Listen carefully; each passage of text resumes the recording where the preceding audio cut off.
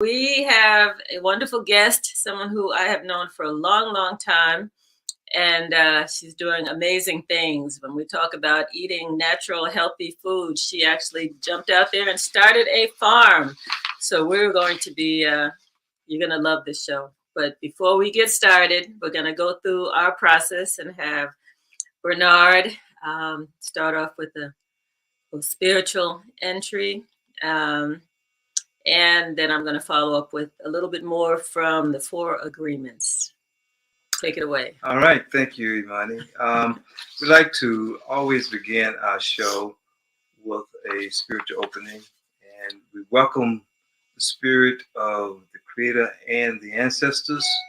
And so, you're welcome to participate, but I'd like to invite you to, if you're sitting or standing, find a comfortable position.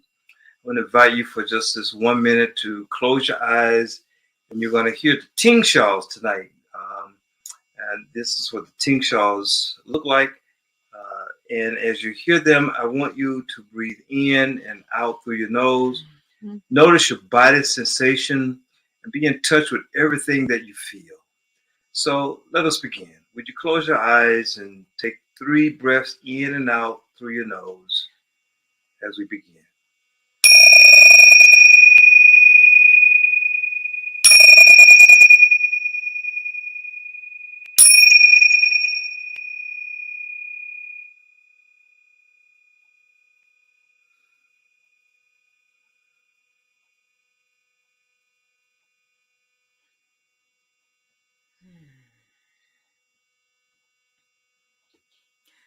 We get centered and we get focused as we open our hearts, our minds.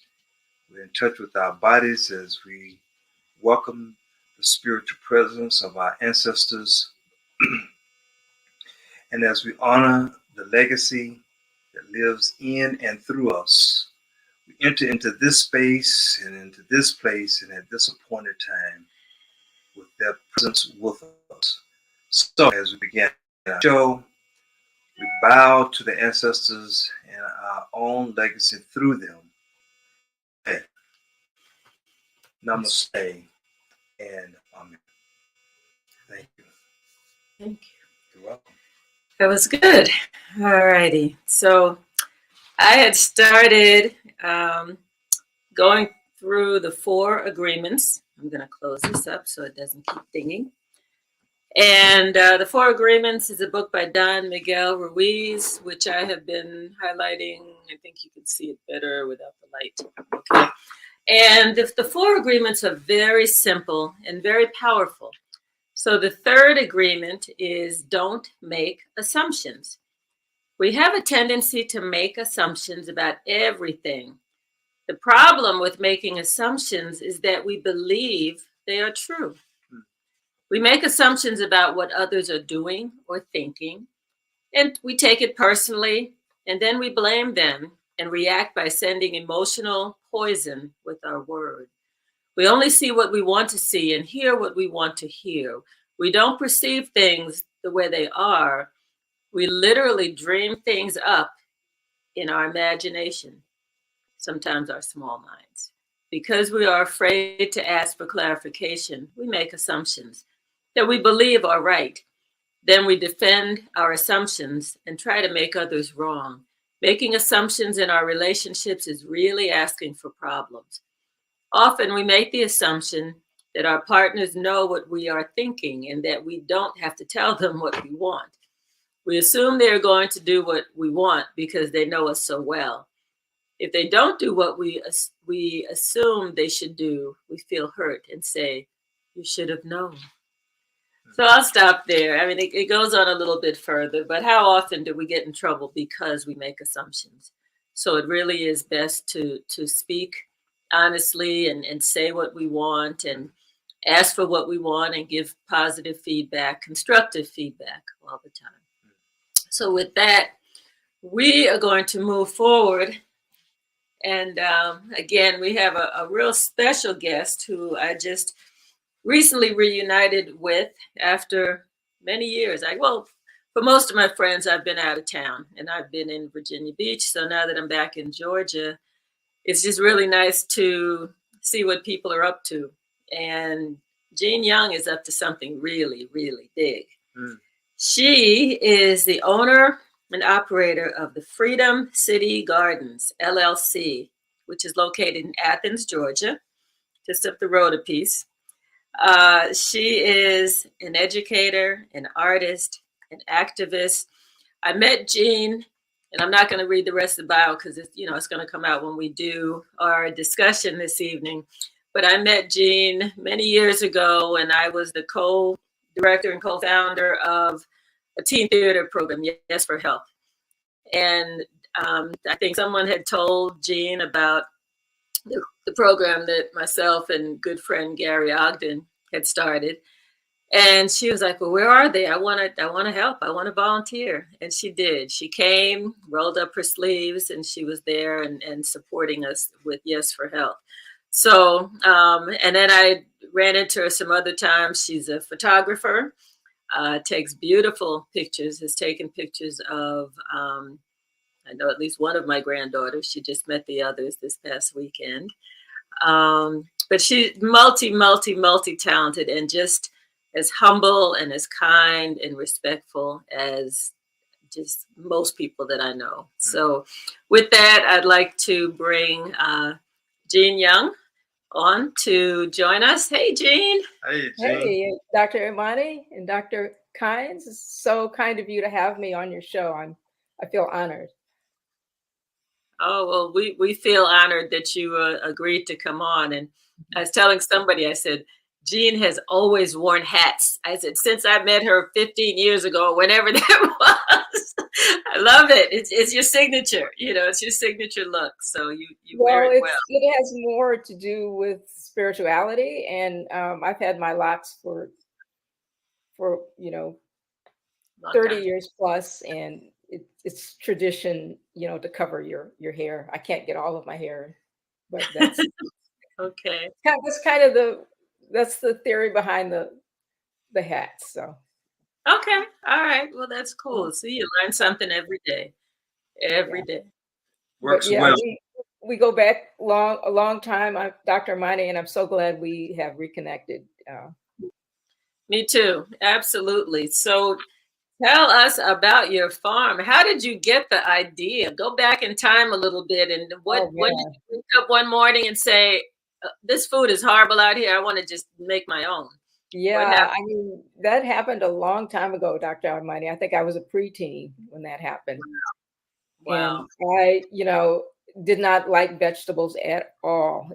My parents were, they were World War II. Just coming out of World War II when I was born, not exactly that date, and so they were fascinated with frozen food and hothouse food. So I ate hothouse tomatoes and frozen broccoli and frozen beans, and I just hated it all, Yeah, and so just didn't taste good, and I couldn't eat it. One day, I think I was about 11, and my dad brought home some real, outside grown tomatoes. And I looked at them and I said, I really don't like tomatoes, but these tomatoes look so good. They were round and they were red and they were big and they were juicy. Had to have a slice. And it just opened up a whole new world to me. He brought these tomatoes home all summer because he was working with a man who had a greenhouse, and he was growing these tomatoes. So I always say that tomatoes were my gateway vegetable to eating more vegetables. In fact, on my Freedom City Gardens, I specialize in growing tomatoes, and I also specialize in growing root vegetables. I believe that these are some of the most nutritious, delicious vegetables that there are, at least for me. And I specialize in growing, nutrient-dense vegetables. In other words, there are organic amendments that we add to the soil. So I'm learning more about soil as I go along. And, the soil is the basis for the plant to be fed. The soil is everything for the plant. Yeah, that was what I asked you for certain, because I remember last week when we were having a conversation, you mentioned about the soil. And I really wanted you to talk about what, as you were saying, sharing about the soil, its importance for the growing of food, and how does it enhance the nutrients that our body needs. Well, there are two things that we have. We have dirt, which is stuff we have around our house and we try to get rid of. And then we have soil, which is a living microorganism and contains living microorganisms and insects and biomeans and things like that, all the way down from the single cell to multi-cells. And this biomene is like a rhizome. It permeates the earth. It goes everywhere. The thing that we try to do on our farm is to maintain this biomass. And so we have what we call a no-till farm. In other words, we don't take a mechanical tiller and roll through the beds to loosen the dirt so that we can plant. We actually use what we call a broad fork, which is like a big pitchfork with two handles that we have to chunk into the dirt, pull back, and just to kind of aerate the soil and bring some of the nutrients that are embedded in the soil in the surface. And this way we don't destroy this massive web of nutrition that has been, developing over years, over centuries. Right. Do you do composting? Do you compost? We absolutely use, our farm my farm is organic. It's USDA certified naturally grown, which is like a half step from being organic. So we have organic compost that we use. Every time we plant a new bed, we compost it, and then we have nutrients that we add to that. These are the nutrients like zinc, like boron, like phosphorus. We use something called chicken meal,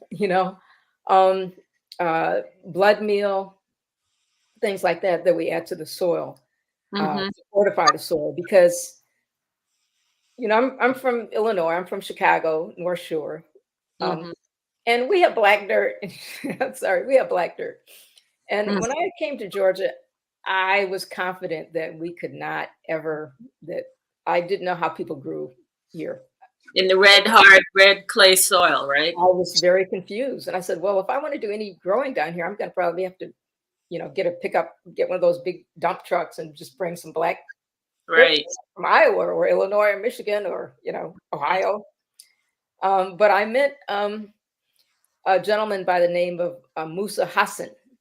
And Musa, worked at Emory University, and he was an expert on soil.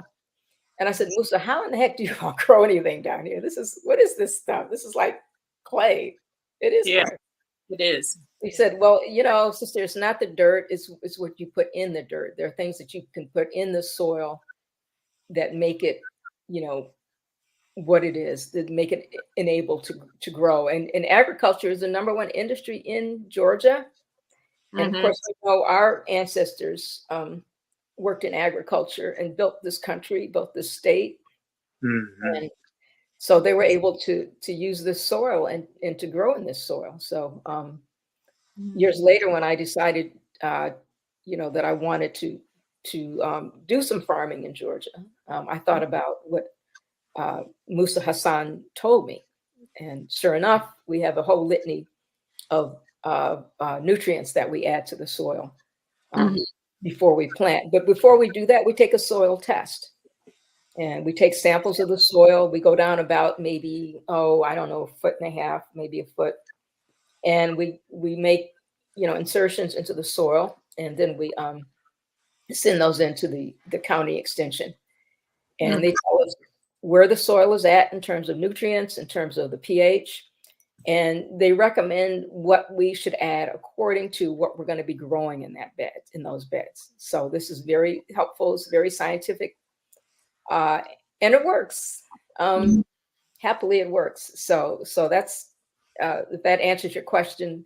It's all about the soil, I just I just moved back inside a dumpster outside, and we're throwing away things. Yeah. And I had an old composter that was broken, but inside of it, the soil was so rich because it had been sitting in there for like a couple of years. It was Yes. black, and it was so, I mean, it just smelled so good. And at first we were starting to throw it away, and I'm like, don't throw that away. We actually put it in a bin so that when we start our own seeds and things, we would have really good soil to start off with. Yes. So I'm glad you didn't throw it away. You know, oh, I know. We're losing our soil in this country. You know, we've just done some horrific things to it, as we tend to do, the water, the air, the soil. And we've gone from like having 2 feet of topsoil, 24 inches of topsoil, to maybe having about 6 inches. Wow. Ooh, wow. So we can't grow food if we don't have soil. So so what does that mean for the future of farming and growing food?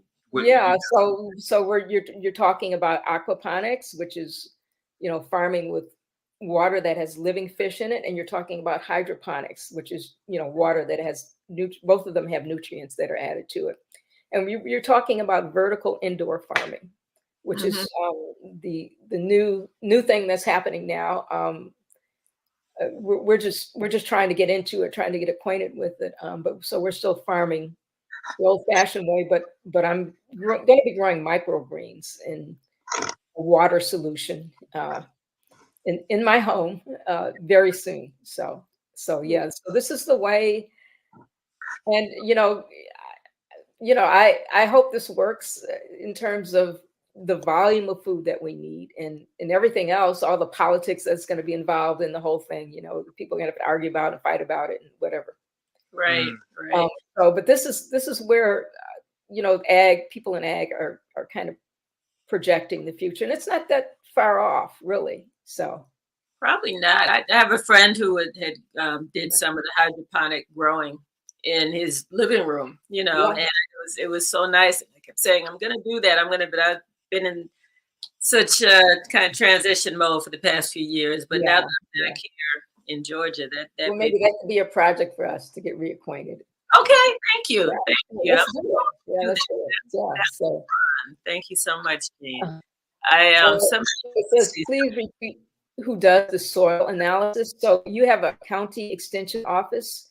It can be associated with a university, such as the University of Georgia, or it can be associated with your county.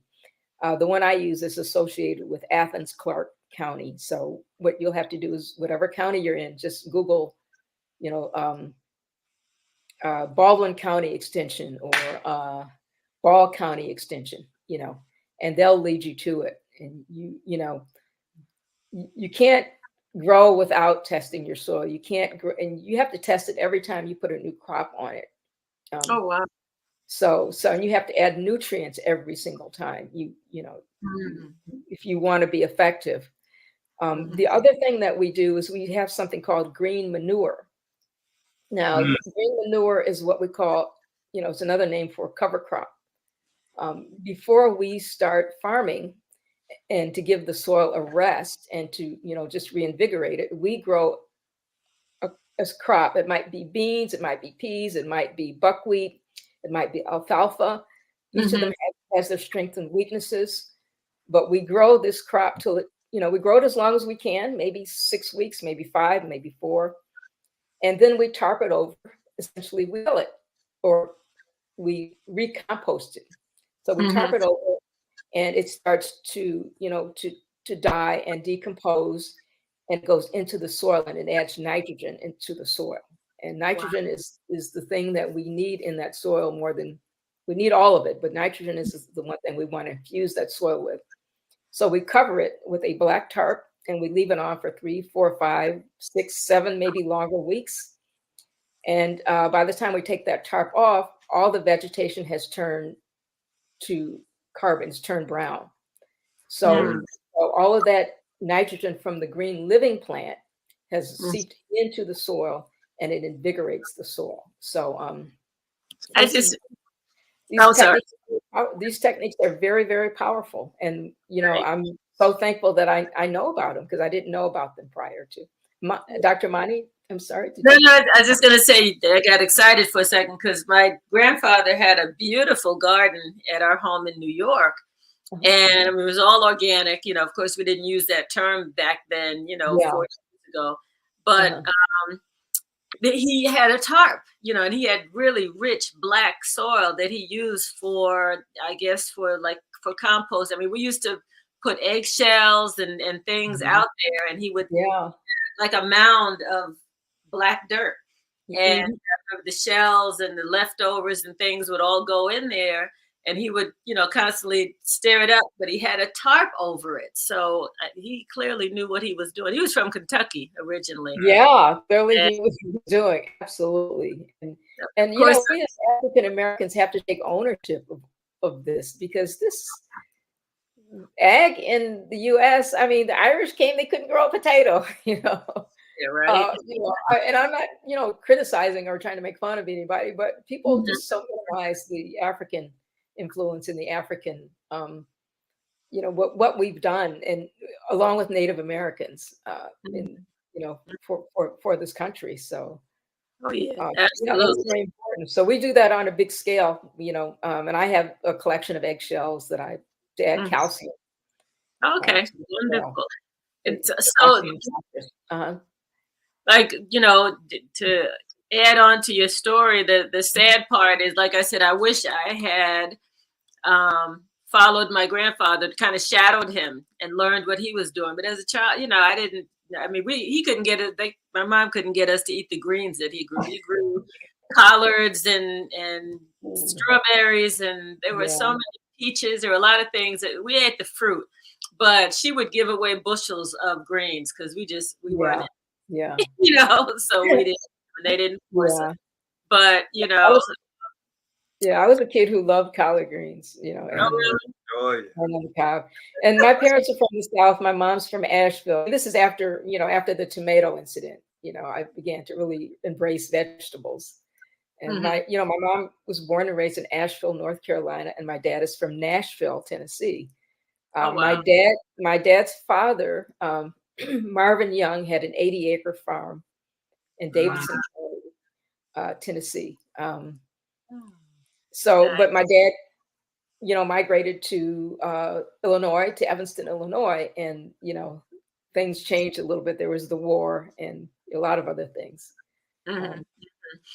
But both of my parents know how to grow. I had an uncle who, like your grandfather, he grew grapes. He grew everything. He was awesome. Nice. Jean, do you have siblings who also followed in this path of farming? Well, I have siblings, but they haven't followed. I have a daughter. She hasn't followed. She does help out a lot.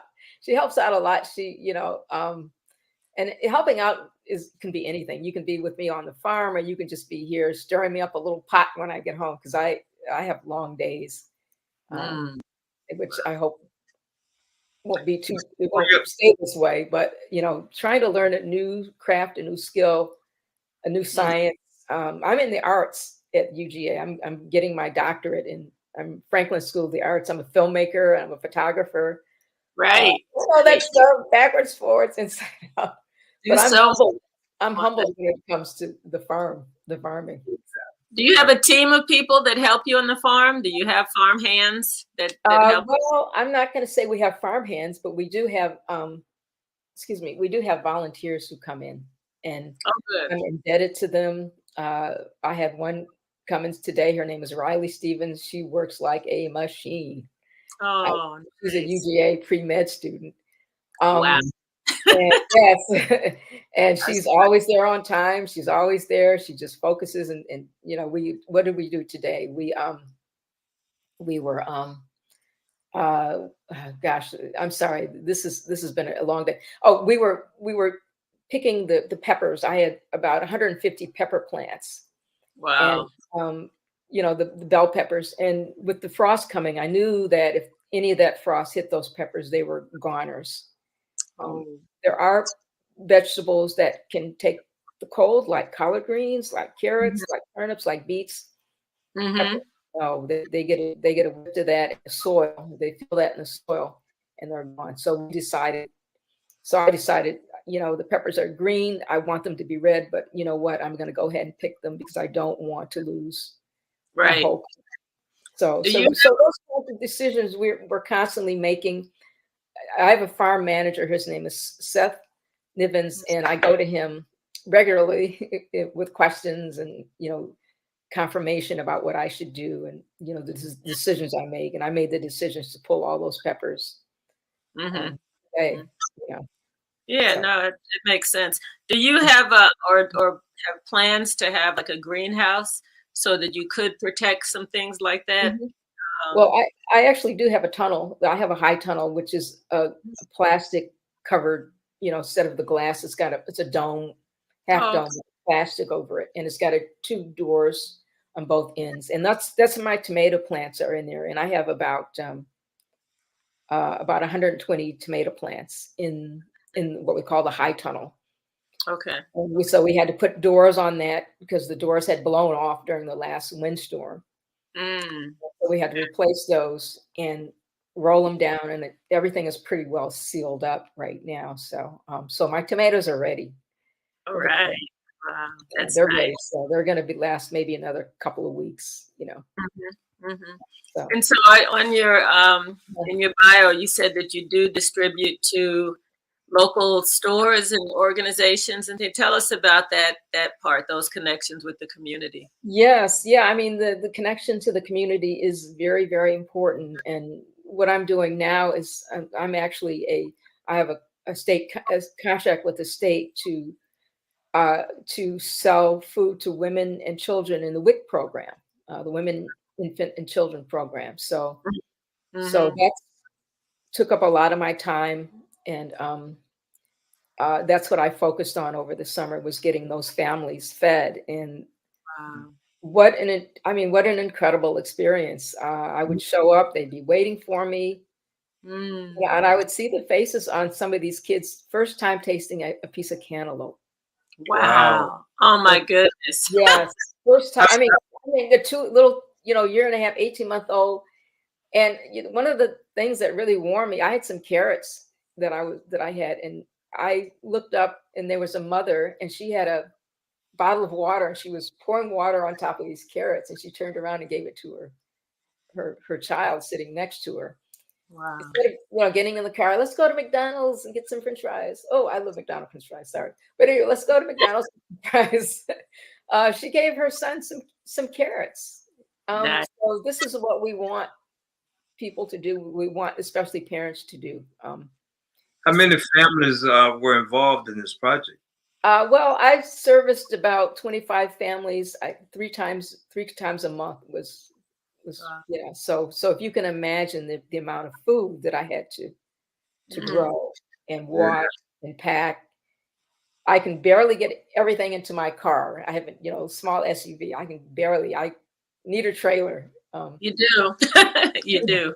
We're And gonna show, we're gonna show some of the pictures from the Instagram post so okay, that the audience can get a view of okay, great. the Yeah. hard work. Uh-huh. And yeah, so And we tell want us what you Okay, what, so up in the what is that left-hand corner? Those are the scallions. So I had three different kind: purple, yellow, and white. Mhm.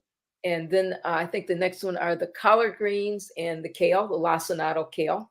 Mm. And then the one on the right is Tony Gales, who is the supervisor of the Young Urban Farmers with the Athens Land Trust, which is the land that I farm on.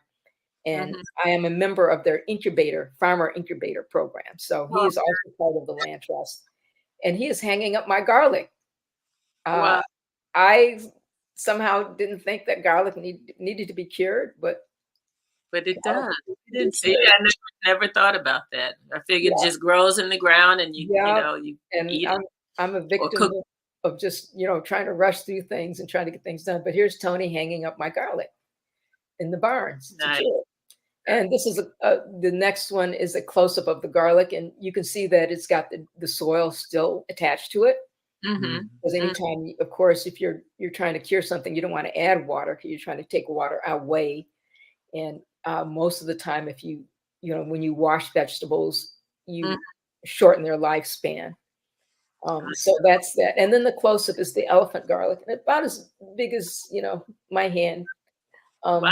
Not my hand, but maybe can fit in my palm. And the other one is if you can see it, that is a young man that did an internship with me, and this is our okra. And this is our okra got about twice as tall as it is now, and you can see him. He doesn't look like he's crouched over, but he is. He's kind of on his knees. But later on in the summer, you could stand up, and then the okra would just make an arch over your head. It would got 7-8 feet tall. I actually grew some okra here, right here at the house. Yes, I brought some. And the thing about okra, our ancestors brought okra from Africa. Yeah. In their hair and different ways they transported it here. So I look at okra as being that ancestral connection. Nice. And okra is so hard to take care of. It's just like taking care of an elder. Mm-hmm. You have to pick it every day. If it doesn't, it gets tough and no one wants to eat it. So you got to be out there. It's got these little spines in it that get in your skin. And it's, during the hottest part of the summer, I'm in a windbreaker picking okra, so. Wow. So I remember those things. When I was younger, I didn't like okra. I called them the slime. Just like, why would you want to eat it? And so as you grow and you learn about what's good for you, like I didn't like avocados, so now I'm eating things that I rejected as a young person. But as you grow, you learn about how good those slimes are for you. For digestion. Okra, and I like the seeds, and we would just take a pod and break it open and eat it right then and there. I've always loved okra, and I've loved everything that's green. As well. Do you also grow rutabagas? I haven't grown any rutabaga. Oh, okay. My grandfather used to grow rutabaga. That was one of the things. I didn't understand rutabaga at all, but it's a strange looking root. But all roots look strange to me.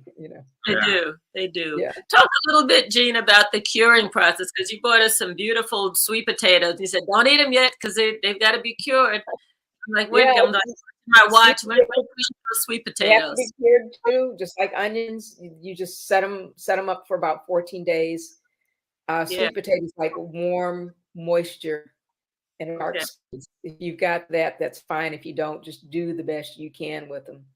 But like paper bags, that's what gives them their that sweet taste. Because if you eat them any other way, the starch does not turn to sugar, and they will not taste very good.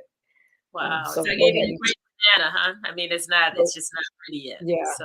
And most of it that already been, I've already started curing it. So, but I was so anxious to kind of get it out. And, I planted it last spring and I hadn't seen it since then. Wow. We just said, let's go get those sweet potatoes. Yeah. I wonder what they're going to look like. And they look like sweet potatoes. So. Wow. So we showed you pictures from Instagram. Give people your Instagram link because we want everyone to follow Jean on Instagram. She's had a real low presence kind of, and people need to know what you're doing. So is it on the screen now? Jean at Freedom City Gardens. Yes.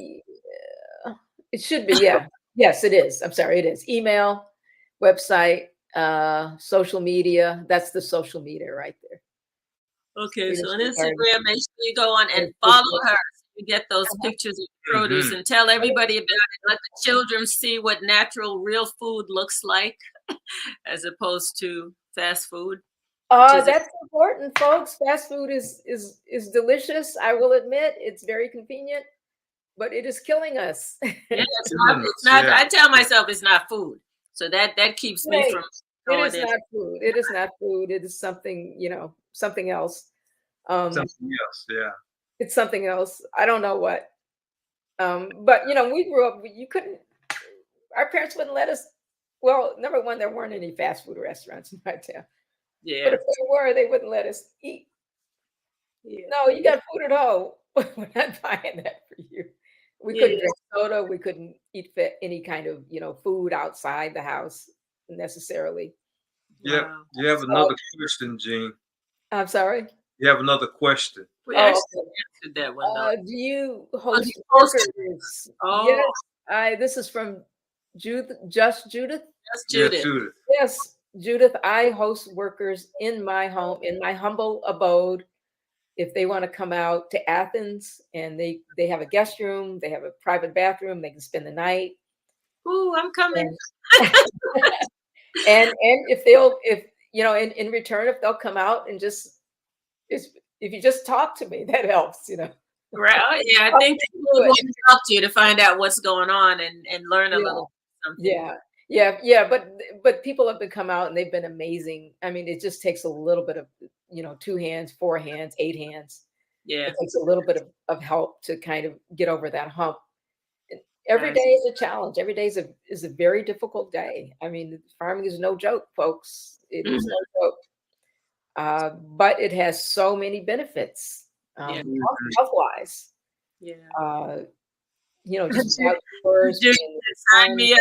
Judith wants to be there too. So Judith, I'm happy to have you. I'm happy to have you. So, that's so nice. nice. How many acres is the farm? I'm sorry? How many acres? acres? Mm-hmm. The total farm is 3.5 acres. Mm-hmm. My portion of it is much smaller than that. I have about 30 beds, 50-foot beds that I am using right now. And then I have some other beds that are under cover, what we call cover. So when I started in the program about 2 years ago, that soil had been worked so much. And I had so many problems with it. I had insect infestation. I had crops that wouldn't come up, crops that I had to replant, crops that would come up small, the vegetables would be small. So we decided, this needs this soil, these beds need to they need to rest. And then I moved over to the other side of the farm where we had cover crops all the time, and we cover them and knock them down and plant them up again. And what a difference it has made. So, Mother Nature requires you give the soil a rest, that you respect the soil. Right. You let it rest. You don't malign it. You don't dig it in with mechanical things. You work with it gently with a broad fork. So it's a lot of work. It's no joke. Tell us a little bit about the program that you're in and how you got involved. I'm sure they're saying that they would like to growing. So what's a good way for people to? Well, the Farmer Incubator Program with the Athens Land Trust is a USDA funded program. That's 3 years that takes people in that want to be farmers, and you work on a farm. You have your own farm, you have your own plots, and you have a farm manager there. Seth Nivens is our farm manager. He's excellent. That you have to rely upon, that kind of shepherds you through the whole process. So the other program that I'm in is with the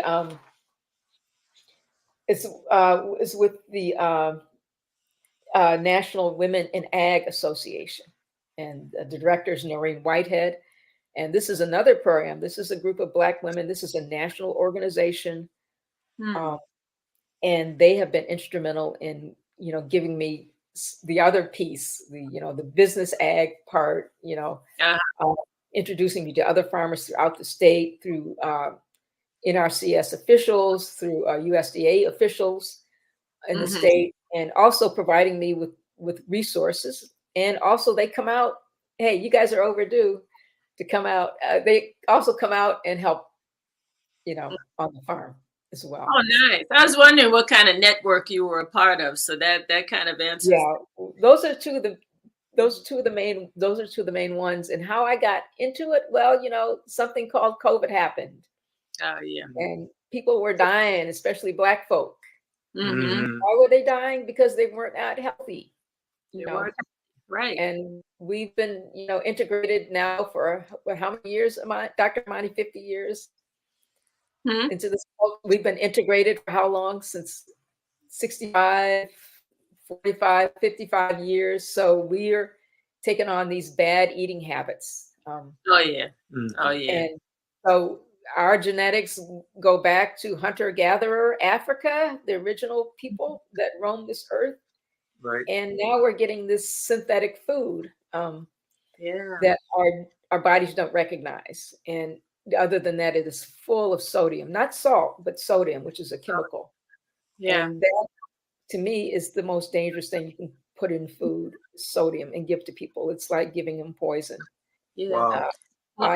I'm not going to say that I haven't been guilty. I love French fries, but hold the salt. And I also do things to neutralize it. Like, I drink a lot of kombucha. Oh, you kombucha too. Yeah. So I after I eat, I do a cleanse, and Okay. All right. It's amazing, just the whole cycle of life and how it's all connected. I remember I was driving, and I had my granddaughter in the car, and she must have been maybe 5 or 6 or something. That Angela? A bit older, yeah, Angela. But she asked me, and because I worked in public health, and it's had a lot of health information. Yes, absolutely. Yes, for health. Yeah, she said something like, Nana, I think there's a connection between what people are eating and the fact that so many people are getting sick. And I was like, wow, we would go into stores and she would read labels. We were somewhere like a Woolworth, Walmart, I'm dating myself, Walmart. And I think we were looking for cereals or whatever. Yes. She pulled up a box of cereal, and it was like, I don't know, 400 grams of sugar. It was something crazy. And she said it out loud. And then, she was always tiny. And they looked at this little kid as like, who is that reading labels at that age? But it's true. I mean, adults need to look at the labels, see what it is. Yeah. There was a soup that we found that we really liked, and it was in the natural section, right? And we looked at 1,200 milligrams of salt. I'm like, what in the world? Like, that one's on the list. Well, it's interesting. People think Chick-fil-A is so healthy in terms of a fast food. Oh, Chick-fil-A is so healthy. Well, they do cook in peanut oil, which is better than some of the oils like cottonseed oil, which is full of pesticides. But Chick-fil-A has maybe double or triple the sodium that Popeyes has, for instance. Right. I always say really salty. I say there's something with that, because you see the lines, people waiting for that food. I mean, I haven't eaten chicken in years, but I'm just, what is in that food that is making people crave it like that? It's the salt. I'm sure it has salt and sugar. Yeah, salt and sugar. Occasionally I'll eat a few nuggets, and if I don't, once a year, I'm horrified with, I can't even, the amount of salt in it. It just, you really notice it when you've eaten right. So farming has helped me eat right, but not only that, I wanted other people to eat right. So, just looking back at the old days when I had my garden, I asked my mom to start me a garden. She did. My dad brought those tomatoes home. Wow. So kind of looking back, and my daughter, that's how she was raised. I raised her on the food that I grew in our backyard. Wow. The night she came, the morning she came, the day before that, I was in the garden trying to, I had a bunch of neighborhood friends come over, thank God. And we were just trying to get the beds ready so we could plant the food for the new baby that was coming. And that's what she ate. The food that I ground up, the carrots, the peas, everything that I ground up. Wow. So lucky to have. That's amazing. Yeah.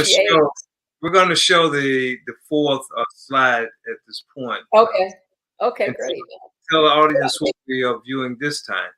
Yes, so those are my green peppers, and those are not my peanuts. Those are some peanuts that I bought for. I have clients that want different things that I don't necessarily grow, so they wanted some peanuts. Okay. Naturally grown peanuts, and those next to them are the Hakurei turnips, and I just picked some of those today. I picked about 30 pounds of them, and just wonderful green tops and bottoms, roots that you can eat that are extremely nutritious. Turnip is one of the oldest cultivated foods that known to man. So, and this is some hibiscus that one of my cohort workers is growing. Hmm. And then some okra that I grew is right next to it. Some red, some Clemson red, and some Clemson burgundy okra. I've I've never seen that. that. I've I never haven't seen any either. Clemson red okra, and I love okra. I've seen the green ones, but I've never seen. Do they taste different or about the same? They taste about the same, but the burgundy has only like 4 sides. It's more like a square, and then the Clemson is kind of like a star. You know, if you cut it, you'll see that. Okay. But they do taste very similar, but they behave in different ways. The burgundy is a lot more. It doesn't grow quite as fast, but it grows more. It's more prolific, and the green will just get huge, you know. And Yeah. so trying to market this and trying to sell it to people, I'm conscious of how things look. So I like to blend colors, colors that kind of draw people to the food. So that's the artist in you too. yeah, yeah. And all these pictures I've taken with my little cell phone. So Wow, nice. They look really nice. Everyone, I want you to follow Jean on her Instagram page. Yeah. Absolutely. I hope they can get to it. Let's see. I can maybe. What do we? Okay. Yeah, follow me. I just built the Instagram page a couple of days ago. So that's why I was your second follower. So we want you. We're gonna have thousands of people following you. Yeah, yeah. One thing about what I do is I rarely have time to do much else, and this, I guess learning anything that you have to really apply yourself. I have to apply myself physically, mentally, emotionally. Oh yeah. Critically. I'm always have to think about things and weigh decisions. And from the time that leads to another question in terms of what you're saying. And I was wondering, how's this kind of a vocation for you? How's it what's the spiritual endeavor that doing what you do enriches your life as you enrich the soul for the food that you? Yeah. I think I'm addicted to it because it's been so enriching. It's been enriching in a physical way. I'm getting much better nutrition.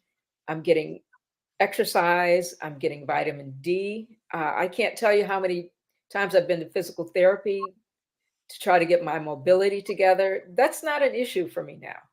Wow. It is not an issue. That's powerful. Everything heightened. All my sensitivities heightened. And this is something that's always happened to me when I garden. When I was gardening years ago, if I was really burdened by something, I would go in the garden, and after being there 5 or 10 minutes, I would just feel this lifting of my shoulders, and it would almost be unbelievable. And I really feel an ancestral presence when I'm in. It's interesting. I was going to ask, do you think that there was a strong connection with our ancestors, even though enslaved, they are out in the fields, not wearing necessarily, they're having shoes on their feet and their feet connecting with the soil and through their body, and they were healthy than the slave owners, and they were grounded. They were grounded. I mean, yes. I think the thing that saved us was the fact that we were ag workers or slaves. We were in the field, that we were dealing with soil, we were dealing with plants, we were getting sun. Right. And what food, we grew a lot of our own food. And we didn't, the slave master, oh, you can't eat my food. Fine, we had more nutritious food. And people kind of knock that food today. Well, if you're working 16 hours a day, you can eat neck bones and fat, anything, molasses. You need those carbs. You need that energy. Trust me. Yeah. No. But we're not doing that now. We're sitting in front of our computer and TV and TV. So we're eating similar. If you eat soul food, we're eating a similar type of diet. So that's another reason why we're getting, we're kind of off the chain when it comes to diet. We die of heart attacks because we get too heavy. If we eat that food, and if you eat that food and come out and work on my farm, hey, you get a pass. You can eat all the food you want. No, Well, I'm just joking, but you know, it's you know, we at one time we ate to survive, and now right. we eat for pleasure, and you know, like Mhm. nothing Social, wrong with that, but right. you know, It's a social, interactive kind of yeah, thing.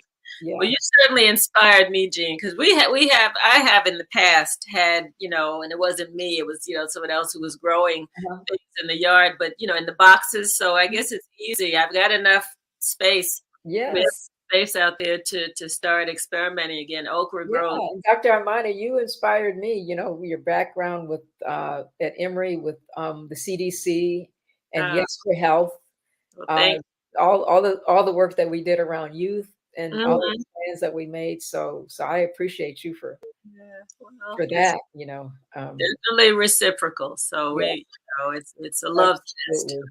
We just have really Absolutely. good people that we're just dedicated to trying to get it. I always say, like, trying to get it right this time in life.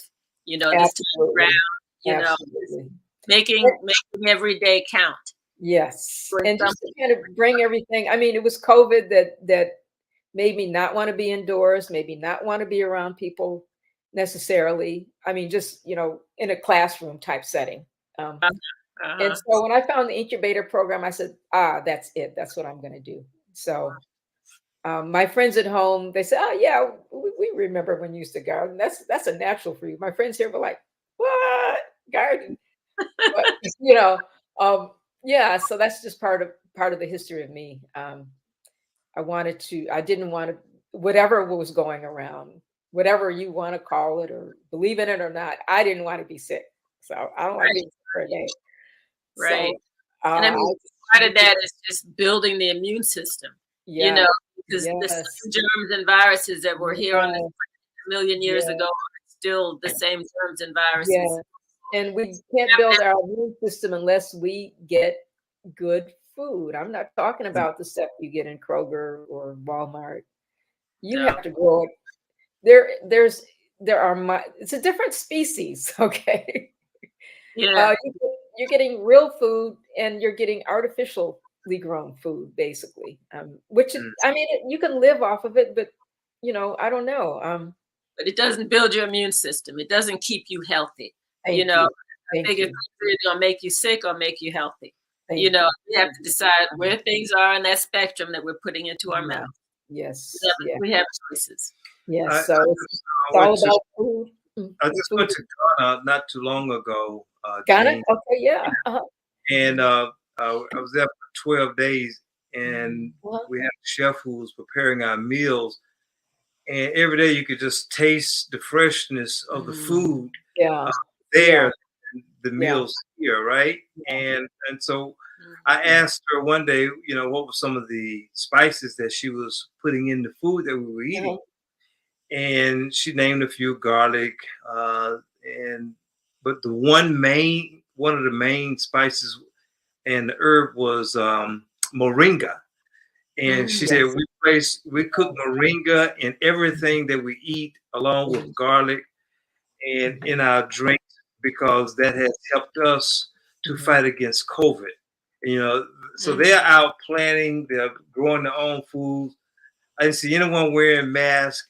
Folks look healthy. They're in the sun. They're getting Mhm. vitamin Yeah, D. yeah, yeah, Nobody, I didn't see that many people overweight. It was just mhm. yeah, amazing. But yeah, you could taste the freshness in the food that they are yes. planting. It came from the market Mhm. to Yeah, the stove, pretty much. yeah. Mm, mhm. So they pick it in the morning and they take it to market and then they take it home, cook it and eat it. Yeah, all, Mhm. all the time. So, Jean, we are just about, gosh, we have less than 5 minutes. Oh, wow. Okay. So thank you so much for inviting Oh, me to thank this. you. Any Absolutely. You're final welcome. words of wisdom? Anything you want to share? Tell people again how they can get involved. Your Yeah, best, if you best. want to get involved, I'm a farmer. I'm not a gardener. I'm a farmer, folks. I produce and grow food for hundreds of people. I produce and grow tons of food. So That's I'm a production farmer. I'm a market farmer. So I need help. No, okay. but you can come out anytime and join me. It'll be a lot of fun. Hmm. You'll get an eye opener on what it means to be on a micro. We call it a micro farm. And can people come to your farm and make purchases on site? They can come to the farm, make purchases on site. I've got a couple of websites. I'm at the West Broad Farmers Market. I don't know if you can see that. I don't. So why don't you tell us what that link is if you have it. Okay. Well, if I have time, I can put it in the chat box. Would you like me to do that, or? If you just say it, I can get one of our producers to type it in. Okay, great. Yeah, it's the West Broad, wbfm.locallygrown.net. bfm.locallygrown.net. Yeah, so that's the West Broad Farmers Market. That's online, and we do some in person. And then you can also connect with me at Market Wagon. I'm on the East Market Wagon, which is in Lawrenceville, and I'm on the West, which is in Lithia Springs. So, meaning that's the platform that you can go order from me, and I will deliver the food to one of those locations, and they will deliver it to you. You know, not for free, but will they send it like to addresses in Atlanta? Yes, they will. They send it to address addresses in the metro area and the surrounding area. So you can go to Market Wagon. Marketwagon.com/collection/vendor/6457 ? REBIR equals true. That's a long link. Yeah, I thought I put my links in there, but you have to go to Freedom City Gardens, which is the name of my farm. Okay. And one last thing is Freedom City Gardens was named after the work of Mrs. Fannie Lou Hamer and the Freedom Project. So Mrs. Hamer was always my idol as a kid, and I remember her through Freedom City Gardens. That's Very good. beautiful. Makes white folk a little uncomfortable, but you know they need to be uncomfortable. Freedom City Gardens, yes. So if you go on Market Wagon or if you go on West Broad Farmers Market, just make sure that you're getting, produce from me. Other than that, you can call me or text me. Yes. Okay. Your number. It's better to text me because my hands are always in dirt and soil and mud and Okay. So text you at 847-894-7771. Yes. We're going to have to end our show. Thank you. If I'm in Atlanta, I'm happy to bring food to you if you tell me what you want. We'll be Other than that, if you're doing any value add, if you're making dishes for if you're a caterer, if you want me to grow something for you, you can also. Oh wow! I will grow herbs or vegetables specifically for you, and I guarantee you, your food will taste better than anything. Good. Yes. The main thing about food is freshness. Freshness. Yeah, exactly. Thank you so much. Would you be willing to come back again to be with us? Absolutely. I'd be honored. Thank you very much. All right. Well, we thank you so much. Next week for our listening audience, we're going to be blessed to have an associate professor from Candler School of Theology at Emory University in the person of Dr. Gregory Clark Ellison II. Nice. Who is the author of Fearless Dialogue. He travels both nationally and internationally, leading workshops and helping organizations develop honest conversation in a very hard way. And he is outstanding scholar in our community of theology. And healing and transformation of lives. And so we look forward to Dr. Ellison being with us next week. The topic is Fearless Dialogue. Dialogue. Thank you very much. And I would just want to thank Progressively Yours Health and Wellness Show and Dr. Kynes, Dr. Amani, and Janet Jack. I want to thank you all so much, and the audience as well. Thank you for thanks, Janet, and Toya, our producers with Go Giga Creations. Go Giga Creations, yes. Thank you very much. And you all text me if you want to have the experience of your lifetime. Yes, and we want to send a shout out back to Just Judith for all of the comments. Oh yeah, she says great show. Great show. Gives us the love parts. Thank you, Justin. continue to follow us. We appreciate it greatly. Yes, please follow us on LinkedIn, Facebook, and YouTube. If you subscribe to our YouTube channel, then you can always get